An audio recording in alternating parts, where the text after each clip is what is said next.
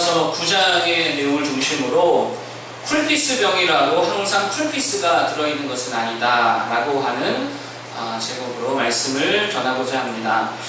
로마서는 계속해서 기독교 신앙이 뭐냐, 기독교 신앙의 핵심에 대해서 우리에게 교훈해주고 있습니다. 그런 관점에서 오늘도 기독교 신앙의 핵심이 무엇인지를 9장의 말씀을 통해서 이렇게 좀 말씀드리기를 원합니다. 첫 번째로 기독교 신앙의 핵심이 뭐냐, 보이는 게 중요한 게 아니라는 거예요. 뭐가 중요하지 않다고요? 보이는 게 중요하지 않다라고 하는 것입니다. 사도 바울이 지금 9장에서 말하고자 하는 게 뭐냐면, 구원이라는 것은 눈에 보이는 것에 달려있지 않다라고 하는 것입니다. 사도 바울이 말하는 게 뭐냐면요, 하나님의 구원이 이방인에게는 임하고 이스라엘에게는 임하지 않았다, 지금 이것을 이야기하고 있거든요. 그래서 이스라엘도 이제는 내 골격인데 내가 그들을 너무 사랑하는데 그들도 구원받아야 된다, 지금 이 얘기를 9장부터 하고 있다라고 하는 것입니다. 여러분 되게 이상하지 않습니까? 이스라엘이라고 하면 하나님의 택하신 민족이잖아요. 그런데 그들도 구원을 받아야 한다라고 지금 사도 바울이 말하고 있으니 이게 참 이상하지 않을 수 없다라고 하는 것이죠. 여러분 이스라엘이 어떤 민족입니까? 4절 이하에 보니까 이렇게 말하죠. 그들에게는 양자됨과 영광과 언약들과 율법을 세우신 것과 예배와 약속들이 있고 조상들도 그들의 것이요 육신으로 하면 그리스도가 그들에게서 나셨으니, 지금 사도 바울이 뭘 말하려고 하는 것이냐면 이런 외형들, 예배, 약속, 율법들, 이런 외적인 것들이 있지만, 이게 눈에 보이는 것들이잖아요. 그런 것이 있지만 여전히 그들은, 이스라엘은 구원 밖에 있다는 거예요. 그러니까 눈에 보이는 것들이 중요한 게 아니다 라고 하는 것이죠. 아브라함의 후손이라고 하는 혈통, 이거 눈에 보이는 거잖아요. 할례를 통해서 표시하니까. 모세의 율법과 선지자의 말씀을 가지고 있다, 구약 성경이 유대인의 것들이다, 우리의 조상이 기록했다, 이런 외형적인 것들, 어떤 정통성, 또 예배가 있고요, 언약이 있고 약속들이 있다, 이런 눈에 보이는 외형적인 것들로는 구원이 된다 안 된다? 안 된다는 거예요. 반면에 이방인들은 어떻습니까? 약속도 없었잖아요. 혈통도 아무 혈통 아니잖아요. 율법의 율자도 모르는 자들이었습니다. 눈에 보이는 어떤 자격, 신분, 종교적 어떤 것들로 치자면 이런 눈에 보이는 것들로는 정말 구원과 가장 거리가 먼 사람들이 이방인들이었다는 거예요. 그런데 이스라엘이 아니라 누가 먼저 구원받았어요? 이방인들이 먼저 구원을 받았다는 거예요. 그러면서 아브라함의 이야기와 리브가의 이야기를 비유로 들고 있습니다. 그들을 통해서 말하고자 하는 것이 이런 것 같아요. 아브라함에게는 두 아들이 있었습니다. 물론 다른 나중에 더 아들이 있지만 크게 봤을 때 두 아들이 있었는데 이스마엘과 이삭이었어요. 여러분들 알다시피 누가 장자였죠? 이스마엘이 장자였어요. 그 다음에 낳은 아들 이삭입니다. 여러분 그러면 눈에 보이는 것으로 그냥 치자면, 그냥 우리가 상식적인 차원에서 보자면 누가 아브라함의 정통성을 이어가는 후손이라고 일컬을 받아야 돼요? 이스마엘의 후손이 장자의 후손이니까 당연히 아브라함의 후손이다, 아브라함의 자손이다, 이렇게 돼야 되는 거잖아요. 근데 여러분 이것은 그냥 눈에 보이는 대로 판단하는 것이죠. 외형으로 내린 결과입니다. 그런데 하나님께서는 이스마엘이 아니라 이삭의 후손이 아브라함의 자손이다, 하나님의 자녀가 될 것이라고 말씀하셨더라고요.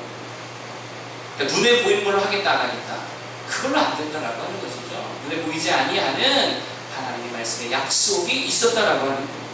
동일한 접근입니다. 리브가의 두 아들도 똑같은 내용으로 적용할 수 있다는 것이죠. 12절 13절 이거는 한번 읽어볼까요? 12절 13절 별로 길지 않으니까요. 한번 읽어보겠습니다. 12절 13절 시작. 리브가에게 이르시되 큰 자가 어린 자를 섬기리라 하셨나니 기록된 바 내가 야곱은 사랑하고 에서는 미워하였다 하시나 같으니라. 아멘. 여기 보면 리브가의 두 아들이 나오죠. 첫째가 에서고 둘째가 야곱과 에서. 당연히 눈에 보이는 자격으로, 조건으로 따지면 누가 더 사랑받아야 합니까? 당연히 첫째가 사랑을 더 받아야 되는 거 아니겠어요? 장자잖아요. 그런데 하나님 누구를 사랑하셨다고요? 야곱을 사랑하셨대요. 그러니까 지금 뭘 말하고 있느냐면 눈에 보이는 게 다가 아니라는 거예요. 기독교 신앙의 핵심이 뭐냐? 눈에 보이는 것을 붙드는 게 아니라는 것입니다. 여러분, 그런데 이스라엘 민족이 붙든 게 뭐였죠? 눈에 보이는 거. 우리 혈통인데, 나 아브라함의 자손인데 유대 지파야, 레위인이야, 베냐민 지파야, 이런 혈통 붙들었다는 거예요. 그리고 율법의 행위를 붙들었다는 거예요. 율법의 행위란 몸에 할례를 행하는 거. 야, 봐봐, 나 몸에 할례 표시 있잖아. 나 하나님의 백성이야. 이방인과 다른 음식을 먹었단 말이죠. 돼지고기 안 먹고 이러면서 음식을 구별했고 옷을 다르게 입고 혈통을 유지하고 이런 눈에 보이는 거 외적인 것들만을 붙들고 있었다는 겁니다. 이게 이스라엘 민족이었습니다. 여러분, 우리들은 어떤 점을 돌아볼 수 있겠죠? 동일하게 적용할 수 있다는 것입니다. 우리들도 늘 눈에 보이는 대로 생각하고 보이는 대로 판단하고 보이는 걸 되게 중요하게 여기고 있지 않느냐라고 하는 것이죠.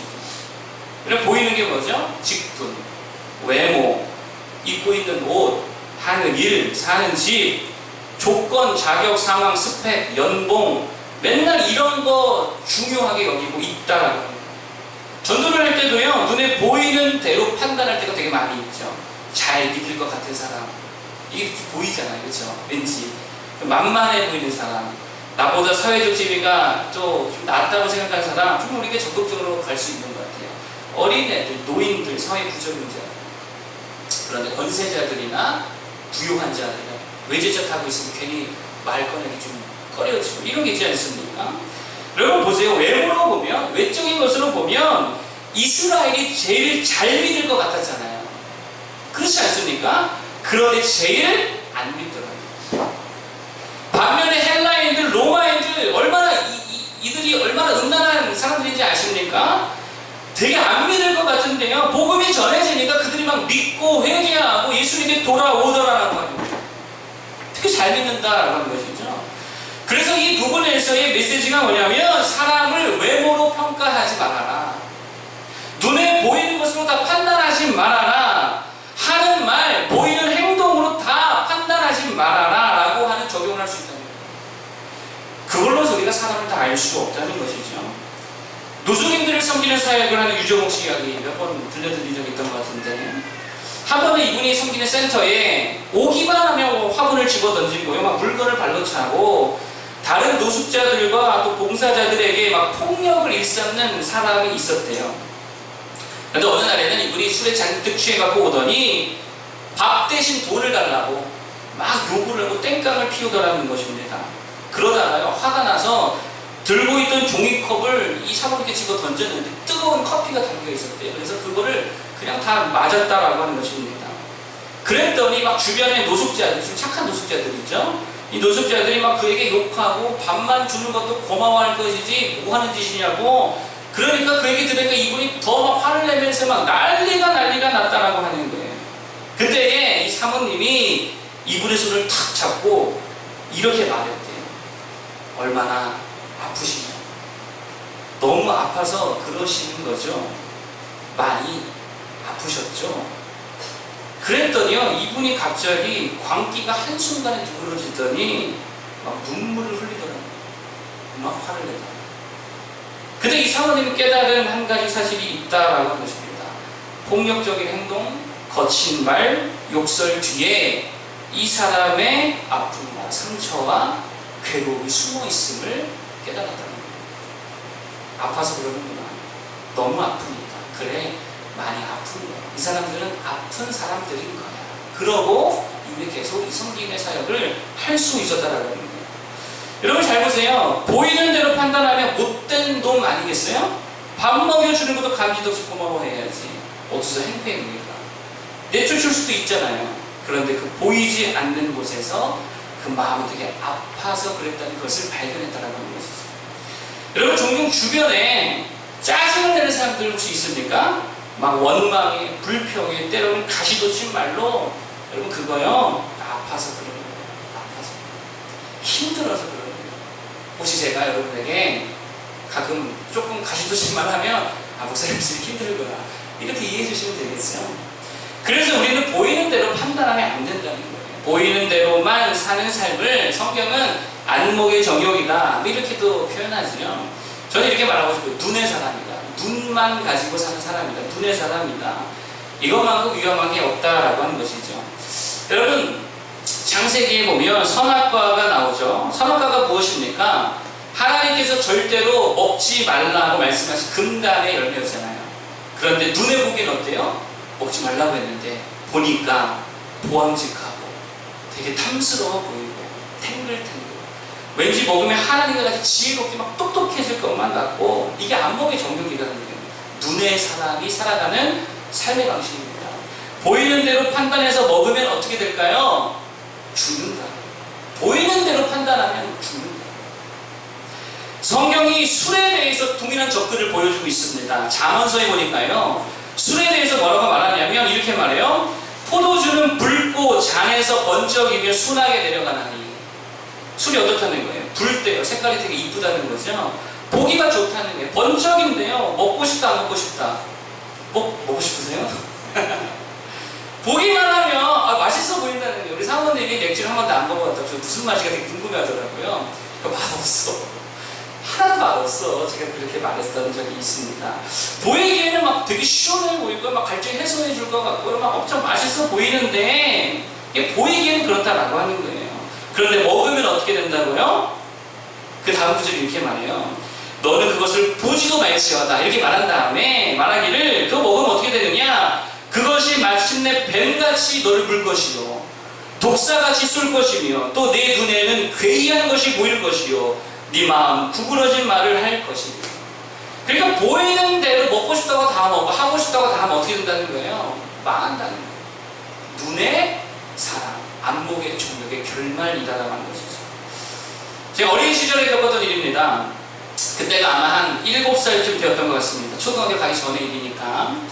어느 더운 여름날이었는데 집에서 신방 예배가 있어서 저는 밖에 나가 놀았던 걸로 기억이 듭니다. 근데 보통 신방을 하고 나면 그 신방 일정이 있고 난 뒤에 저에게 되게 좋은 게 있었는데요. 그게 뭐였냐면, 다음 신방 일정이 있으니까 어른들이 다 나가시잖아요. 그러면 뭐가 남겨져요? 다과가 남겨져요. 과자도 있고요, 과일도 있고요, 그리고 커피가 한 모금씩 다 남겨져 있어요. 그러면 혼자 남아서 몰래 그거를 이렇게 마시는 재미가 너무 쏠쏠했다고 하는 거예요. 그래서 그날도 무더위 가운데 나가 뛰어놀다가 집에 들어왔는데 집은 비어있고 어른들이 먹다 남은 음료수가 있었습니다. 그게 쿨피스였어요.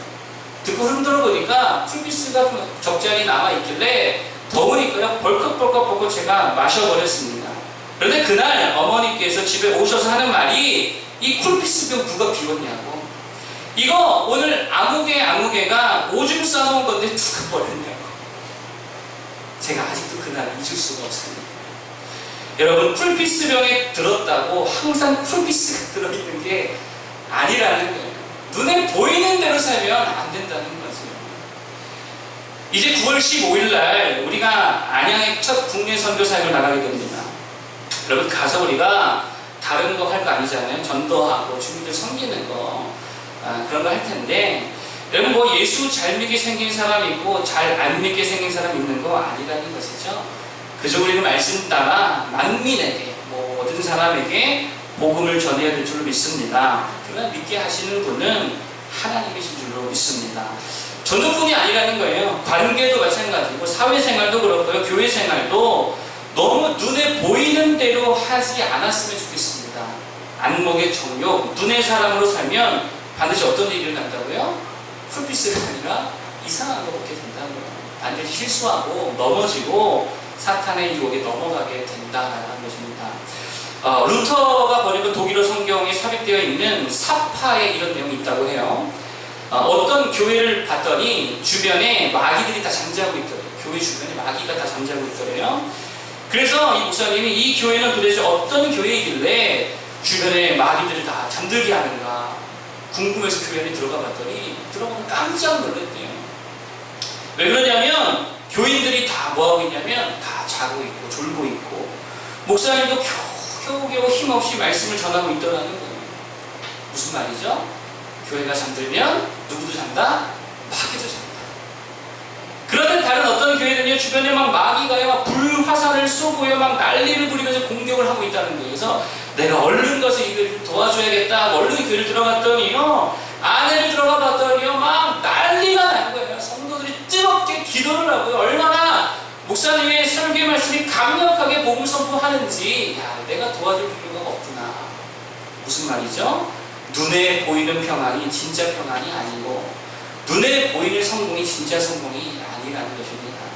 문제없이 살아가는 것처럼 보여도 그 속에 다 문제와 어려움과 고난 있다는 것이고요. 그렇기 때문에 우리는 보이는 대로 판단하고 보이는 대로 살면 안 된다라고 하는 것입니다. 안목의 정욕 버려버리시고 눈의 사람으로 살지 않고 오직 믿음의 사람으로 살아가는 우리 모두가 되기를 부탁드리겠습니다.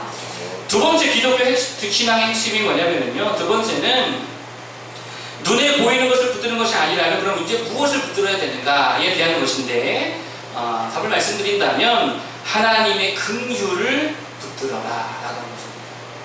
하나님의 긍휼, 하나님의 인자하심, 하나님의 은혜, 이거 붙들어야 기독교 신앙이라는 거예요. 아까 말씀드린 에서와 야곱의 비유에서 하나님께서 야곱은 사랑하시고 에서는 미워하셨다고 사도 바울이 말하면서요, 15절에 뭐라고 말하냐면, 한번 다 같이 보겠습니다. 15절. 시작. 내가 긍휼히 여길 자를 긍휼히 여기고 불쌍히 여기리라 하셨으니, 아멘. 잘 보세요. 눈에 보이는 자격과 외모와 상태, 환경 조건이 중요한 게 아니라 뭐가 중요하냐면 하나님께 긍휼히 여김을 받느냐 안 받느냐, 이게 중요하다. 야곱은 뭐 하셨고요? 사랑하셨는데 긍휼히 여기셨다는 거예요. 이게 더 중요하다는 거예요. 에서와 야곱을 지금 비교하고 있는데 나쁜 것으로 치자면 누가 더 나쁜 놈입니까? 상세히 읽어봤잖아요. 누가 더 나빠요? 에서는요, 아버지 입장에서는 되게 효자입니다. 아버지가 아들아 이거 좀 가져온나 그랬더니 알겠습니다. 가서 뭐 사냥해가지고 땀 흘려가지고 요리를 해가지고 맛있는 별미까지 만들어다가 좀 효자입니다. 야곱은요 그렇지 않았다. 아버지 속였죠, 형 속였죠. 불효로 따지면은 야곱이 더 나쁜 놈이었다라고 하는 것입니다. 그러니까 무슨 말이에요? 야곱의 어떠함, 에서의 어떠함, 이게 중요한 게 아니라는 거예요. 오직 하나님께서 누구를 긍휼히 여기셨는가, 이게 중요하다는 거예요.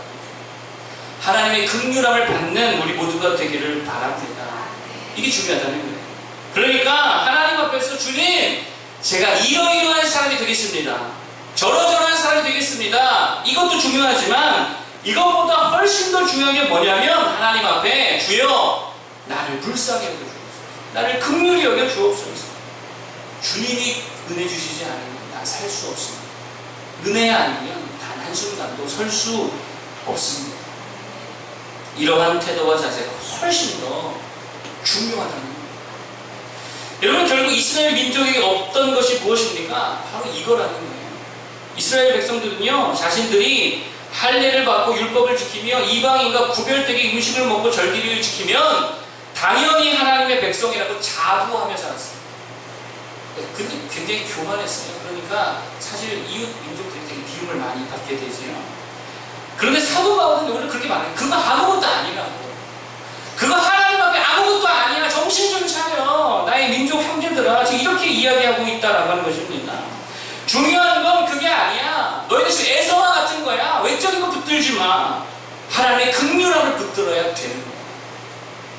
여러분, 야곱을 굳이 칭찬한다면 뭐를 칭찬할 수 있을까요?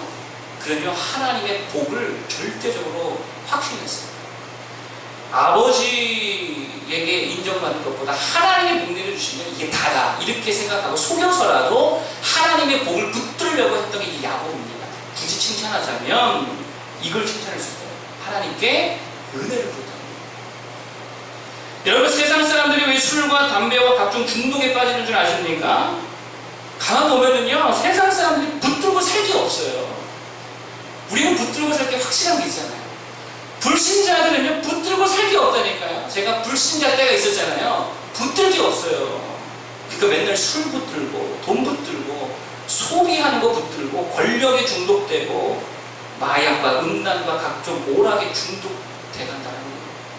여기 다 뭐죠? 눈에 보이는 거. 잡고 나면 아무것도 아닌 거. 사고 나면 허무한 거. 자동차도요, 한 달 지나면 질려버려요. 자동차도. 집도 마찬가지죠. 한두 달 지나면 이제 넓은 집도요, 별로 넓게 안 보이거든요. 술 먹으면 다음날 어떻게 돼요? 머리 아프잖아요. 음란 후에 자괴감 휩싸이잖아요.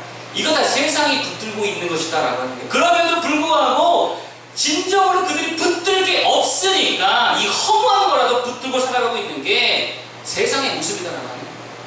반면에 그리스도인들은 붙들 게 너무도 확실한 줄로 믿습니다. 못 붙들어야 된다고요. 하나님의 긍휼, 하나님의 은혜. 내 자격 붙드는 게 아니고 하나님의 은혜 붙들고 살아가는 거. 여러분, 신앙생활이 뭡니까? 전도하다 보면 할머니들이 이런 말씀을 하세요. 아이고, 내가 이제 늙어서 교회 가봐야 아무것도 못해요. 교회 가봐야 아무것도 못해요. 뭐 하라고 한 적도 없는데. 오해하고 있다는 것이죠. 여러분, 신앙생활은요, 뭐 하는 거 아닙니다. 공무 쌓는 거 아닙니다. 열심히 하는 거, 그게 본질 아니라는 거예요. 물론 이런 것도 신앙생활의 한 부분적 요소가 될 수 있지만 이게 본질이 아니라는 거예요. 그 본질은 뭡니까? 하나님의 크신 은혜, 베푸시는 긍휼, 이것 전적으로 붙드는 거예요. 정확히 말하면 내가 하나님 붙드는 것도 아니고 나를 붙드시는 하나님을 의지하는 것입니다. 이게 기독교 신앙인 줄로 믿습니다. 요즘 제가 너무 좋아하는 찬양이 있어요. 찬송가 374절. 나의 믿음 약할 때. 가사가 이렇잖아요. 나의 믿음 약할 때 누가 붙드네? 주가 붙드네. 주가 붙드네. 마귀 나를 꿰일 때에도 누가 붙드네? 주가 붙드네.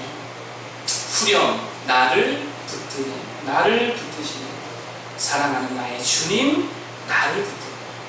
여러분, 이게 복음의 핵심이다. 돈이 나를 붙드는 거 아닙니다. 돈이 좀 많아지면 마음이 좀 여유가 생기시겠지만 그게 나를 붙드는 게 아니라는 거예요. 인기? 아니라는 거예요. 누가 붙든다고요? 주가 붙든다. 여자친구도 아니에요. 주님이 붙으십니다. 하나님이 은혜 주시면 무자격자가 자격자가 돼요. 하나님이 은혜를 더하시면 무실력자가 실력자가 돼요. 하나님이 은혜 주시면 무익한 자가 유익한 자로 변화돼요. 그 25절 말씀 아닙니까? 25절 말씀 뭐라고 그러죠?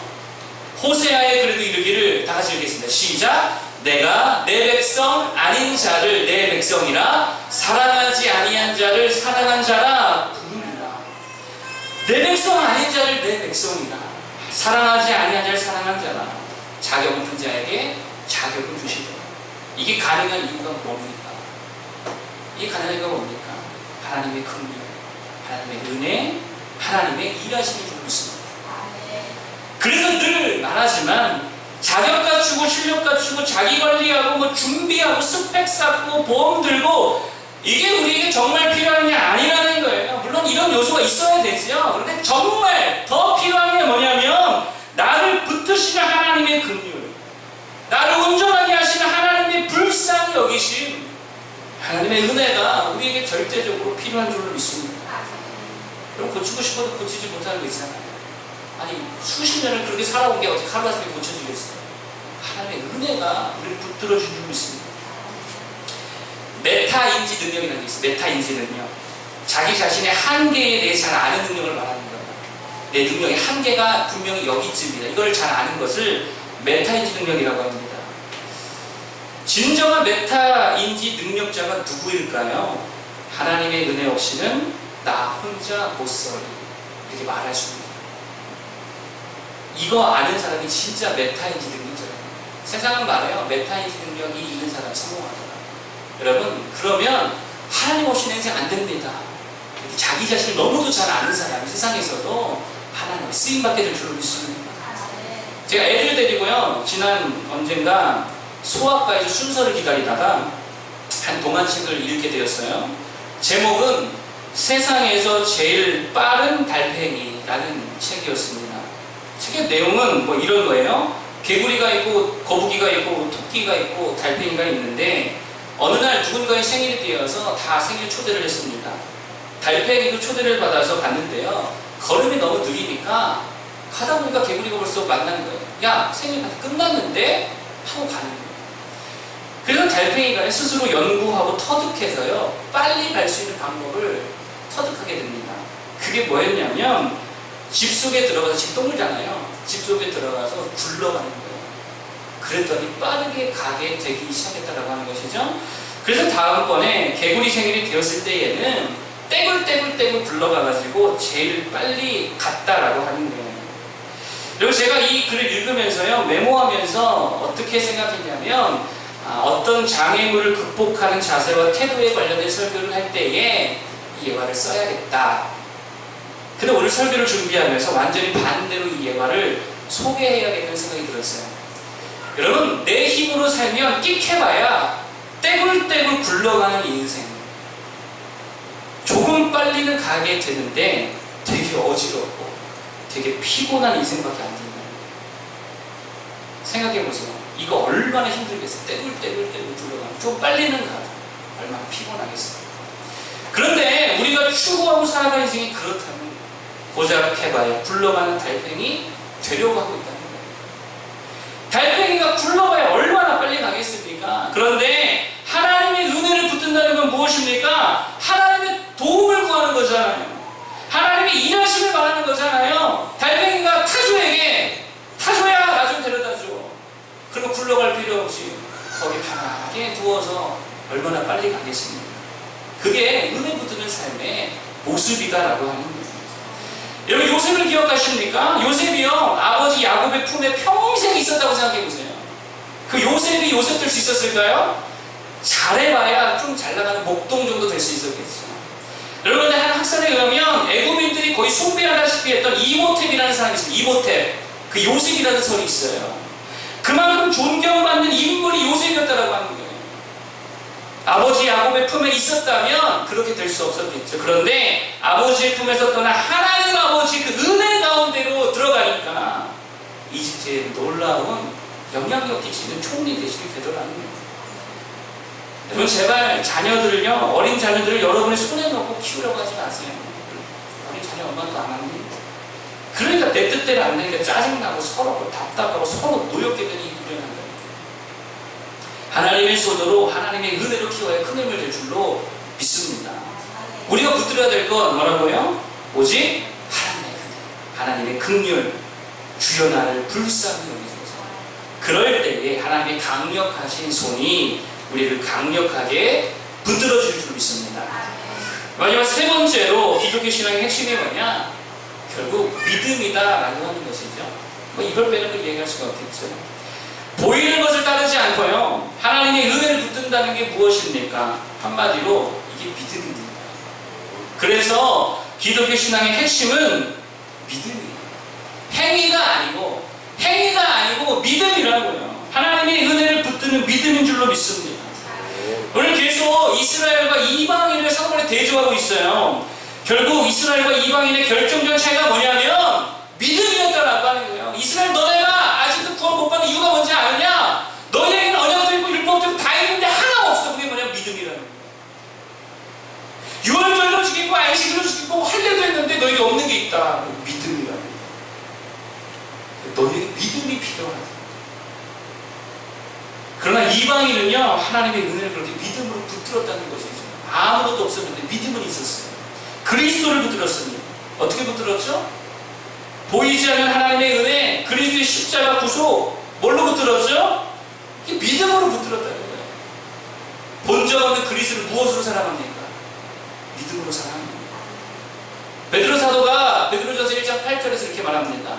예수를 너희가 보지 못하였으나 사랑하는도다.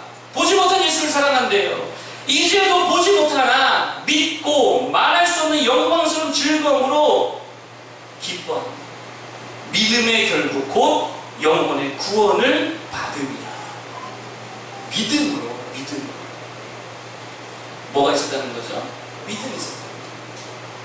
그래서 로마서 9장 30절에서 33절, 이거 다 같이 한번 읽어볼게요. 오늘의 본문 30절에서 33절.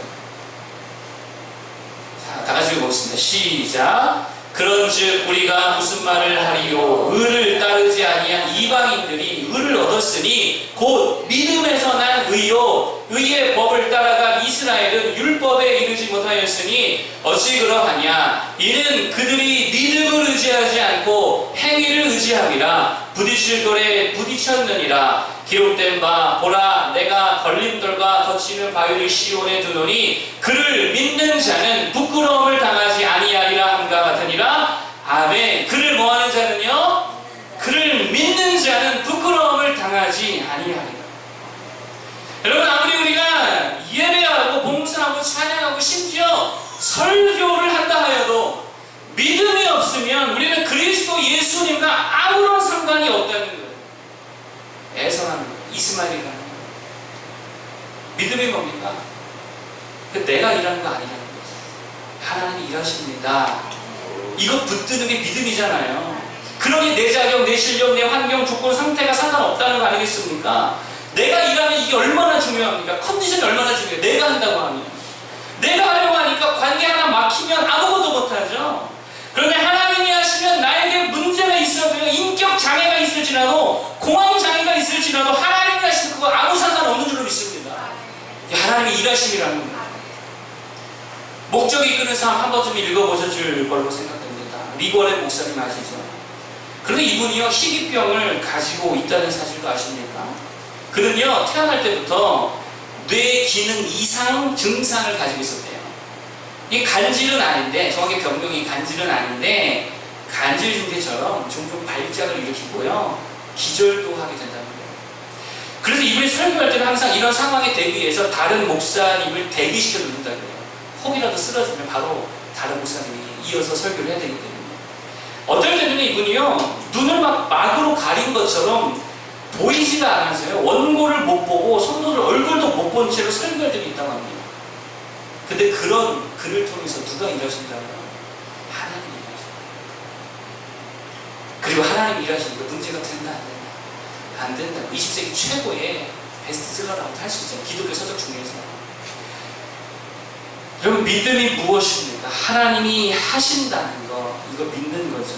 구원 누가 하신다고요? 하나님이 하신다고요. 하나님이 하신다. 그거 믿는 게 예수 십자가 믿는 거 아니겠어요? 내 열심도 아니죠. 여호와의 열심히 이루는 것이고, 내 뜻이 아니라 주님의 뜻이 이루시는 것이고, 내 일함이 아니고 내 행위가 아니고 하나님의 일하심의 결과로 예수 그리스도께서 이루신 그 놀라운 일들로 우리가 구원받게 되는 줄로 믿습니다. 이거 그냥 받아들이는 게 믿음이라는 거예요. 여러분, 우리가 왜 그렇도록 두통에 시달리고 각종 스트레스와 신경성 질환에 시달립니까? 다 내가 하는 거죠. 내가 하는 거죠. 육아도 내가 하려니까 머리가 아프죠. 결혼도 내가 하려니까 머리가 아프죠.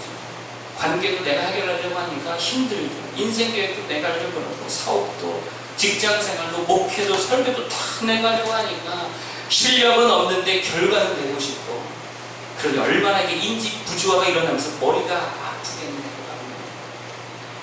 제가 요즘 제일 부러운 사람이 있습니다. 누구게요? 우리 사랑이. 제일 부러워요. 얼마나 좋은지 몰라요. 밥 먹여주죠, 기저귀 갈아주죠, 씻겨주죠, 놀아주죠, 안아주죠, 다 해주잖아요. 얼마나 아까라.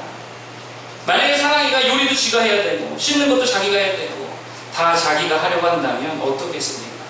피곤해서 죽을지도 몰라요. 하나님의 일하심을 믿는 자를 되길 바랍니다. 내 열심보다 하나님 열심히 붙들어야죠. 내 의지보다 하나님의 의지, 내 뜻보다 하나님의 뜻, 내 경험보다 하나님의 선하신 인도하심, 그거 붙드는 거, 이 믿음의 줄로 믿습니다. 홍수가 나면 우생마사라고 하지요. 우생, 소는 산대요. 마사, 말은 죽는데요. 말은 되게 수영을 잘한다 그럽니다. 그래서 홍수가 나면은요, 본능적으로 수영을 한대요. 그러다가 지쳐서 빠져 죽는데요. 근데 소는요, 그냥 떠내려간대요. 우 하면서 떠내려간대요. 떠내려가다 보면 집 지붕에 올라가기도 하고, 나무에 걸려 살기도 하고, 또 떠내려가다 보면 얕은 물가를 만나서 살게 된다라는 겁니다. 내 힘으로 발버둥 쳐봐야 마사밖에 안 된다는 거예요. 잠깐은 살아도 결국은 안 된다는 거죠. 그런데 하나님의 일하심의 물결에 그렇게 떠내려가면 결국은 다 살게 될 줄로 믿습니다. 믿음으로 그 하나님의 일하심을 붙드는 자를 되길 바랍니다. 오늘 세 가지를 말씀드렸어요. 기독교 신앙의 핵심 세 가지. 첫 번째, 보이는 것 별로 중요하지 않다 그랬어요. 안목의 종교, 눈의 사람 되지 말자. 누가 거칠게 말하거들랑 아파서 그런가 보다 이해해주고, 그러니 보이는 것으로 다 판단하지 말자. 두 번째, 하나님의 은혜를 붙들자. 우리에게 필요한 건 좋은 환경, 좋은 조건, 스펙, 자격 아니라 하나님의 은혜, 나를 불쌍히 여겨주시는 것, 이게 정말 필요합니다. 마지막 세 번째, 이것을 뭘로 붙들자? 믿음으로 붙들자. 하나님의 일하심을 붙들기 바랍니다. 우생마사 기억하세요. 발버둥 쳐봐야 스트레스 받다가 결국 죽어버려요. 하나님의 이끄심의 물살에 온 마음과 영혼을 다 맡겨드리면 모두가 되기를 바랍니다. 그러면 살게 될 줄 믿습니다. 이렇게 찬양 부르기를 원합니다. 하나님은 너를 지키시는 자,